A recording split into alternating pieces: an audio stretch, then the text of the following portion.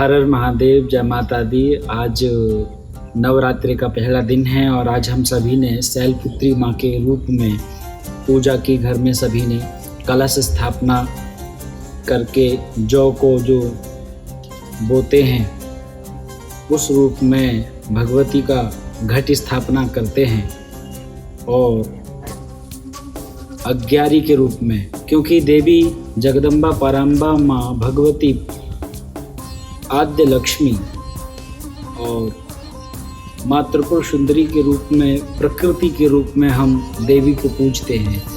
तो उनके लिए जो तत्व बताया है, तो देवी के रूप में जो तत्व है वह अग्नि होने के कारण, जैसे पंचदेव होते हैं, पंचदेवों में पंच तत्व अलग अलग होते हैं, उसी प्रकार से जो देवी का रूप है, स्वरूप है, उनका जो तत्व है वह अग्नि है। अग्नि होने के कारण यज्ञ प्रधान होता है, हवन प्रधान होता है, इसीलिए हर घर में अज्ञारी करते हैं। 9 के 9 दिन अज्ञारी करके आहुति देते हैं उन देवी के लिए जो 9 रूपों में हम पूजते हैं प्रतिदिन के हिसाब से। आज जैसे हमने शैलपुत्री भगवती जगदम्बा का पूजन किया, तो जगदम्बा शैलपुत्री नाम कैसे, बहुत लोग नहीं जानते वास्तव में किस रूप से कौन है। माँ दुर्गा के 9 रूपों में शैलपुत्री, शैल एक अंकित भाषा में शैल शब्द जो होता है वो एक मतलब अलग यदि देखा जाए तो हिमालय को ही शैल बोलते हैं, हिमालय को शैल बोलते हैं। तो शैलपुत्री हिमालय पुत्री यानी, और हिमालय पुत्री को ही हेमवती कहते हैं, यानी हेमवती भी इनका एक नाम है, शैलपुत्री भी इनको बोलते हैं। माँ पार्वती, तो ये वृषभ पर इनकी जो सवारी है वह वृषभ है, वृषभ पर विराजती हैं। वृषभ पर विराज करके त्रिशूल को हाथ में धारण करती हैं और दूसरे हाथ में पुष्प को धारण करती हैं, कमल का पुष्प, और सफ़ेद वस्त्र को धारण करके।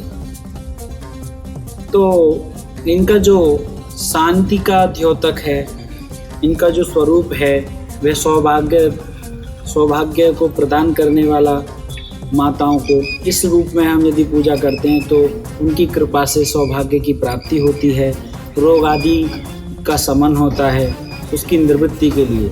लेकिन महत्वपूर्ण क्या है कि जो तपस्या करने का जो गुण होता है वह गुण को प्रदान करने वाली माँ शैलपुत्री होती है। उस गुण को भी प्रदान माँ शैलपुत्री के ही कृपा से होता है। जो तपस्या में मन लगता है, जो तपस्या करने का एक अंदर से भाव आता है, वह जो गुण है वह गुण भी इन्हीं की कृपा से होता है। माँ जगदम्बा पार्वती को ही हम शैलपुत्री कहते हैं और उन्हीं को पहले नवरात्रि के दिन हम शैलपुत्री के रूप में पूजते हैं, जो कि अखंड सुहाग की प्राप्ति कराती हैं। जिनकी पूजा को जब हम करते हैं उस समय हमें गाय का जो पीत वर्ण का जो घी है उसका इस्तेमाल करना चाहिए, जो बहुत ही ज़्यादा विशेष बताया गया है। और गाय के घी से जब हम आहुति देंगे, जायफल आदि की आहुति देंगे, सामग्री निर्मित करते हैं, अपने घर में ही सामग्री को निर्मित करें, जैसे कि काले तिल अथवा इंद्र जौ हैं, जावित्री और चावल, साधारण जौ होते हैं, कमलगट्टा है, कपूर है, केसर है, और इसी प्रकार से नागरमोथा आदि, जटामासी, ये सब सामग्री को एकत्र करके इसकी एक मात्रा होती है, उसी अनुसार आप एक सामग्री को बनाएं और उसी से आहुति दें रोज़ाना अज्ञारी के ऊपर। तो उसमें जो घी हो प्रयोग वह जो घी हो वह गाय का ही हो। और माँ शैलपुत्री की पूजा में यदि गाय का घी का इस्तेमाल आप करेंगे तो वह रोग आदि के शमन के लिए सबसे अच्छा बताया गया है। इसलिए इनको सफ़ेद पुष्प बहुत पसंद हैं, इसलिए भगवती माँ शैलपुत्री के लिए सफ़ेद पुष्प को चढ़ाना चाहिए। और भगवती की कृपा, जैसे सफ़ेद पुष्प वाले जो इत्र हैं उनका प्रयोग करना चाहिए।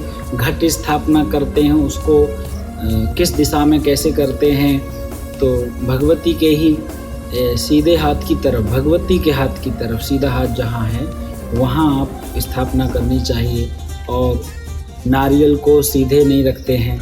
इस तरह की स्थितियाँ कई बार सीधे ऊर्ध्वमुखी नारियल नहीं रखा जाता है, सामने की तरफ मुंह होना चाहिए नारियल का। पंच पल्लव के साथ में स्वस्ति अथवा श्री बना करके, जौ आदि बो करके शाम को हमें आरती का भी विशेष ध्यान देना चाहिए। भगवती जगदम्बा के हर सायंकाल में जब समय दोनों मिलते हैं उसी समय दीप दान करके 5, 11, 21 जो दीप आप दान कर सकते हो भगवती को, वो दान करके उसके बाद में हमें सभी परिवार के साथ में मिल करके आरती करनी चाहिए। एक सम्मिलित होकर के आरती करें, गा करके भगवती को प्रसन्न करें। भगवती की कृपा हम पर, आप पर, सभी पर हमेशा बनी रहे, यही कामना है। नवरात्रि की भी इसी के साथ में आप सभी को बहुत बहुत शुभकामनाएं हमारी ओर से। और जो 9 देवियां हैं उनके रूप स्वरूप के बारे में हमें जानना चाहिए। ये जो माँ शैलपुत्री हैं, ये भगवान साक्षात सदाशिव की ही पत्नी हैं, तो उनके रूप में हम शैलपुत्री की पहले दिन पूजा करते हैं। ये वास्तव में नव दुर्गा जो है, नव दुर्गा में जो दुर्गा का जो रूप है, जो पहला रूप है, जो प्रधान रूप है, वह शैलपुत्री। हालांकि दाक्षायणी भी इन्हें बोलते हैं। पूर्व में जो सती के रूप में, सती नाम जब वह सती हो जाती हैं तभी नाम सती होता है, उससे पहले दाक्षायणी कहलाती हैं। दाक्षायणी ही जगदम्बा पराम्बा माँ दुर्गा का रूप है।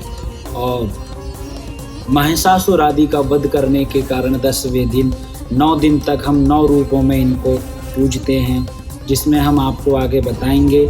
जो भी रूप आएंगे, जो देवी के अलग अलग रूप हैं, वह देवी एक ही हैं माँ दुर्गा।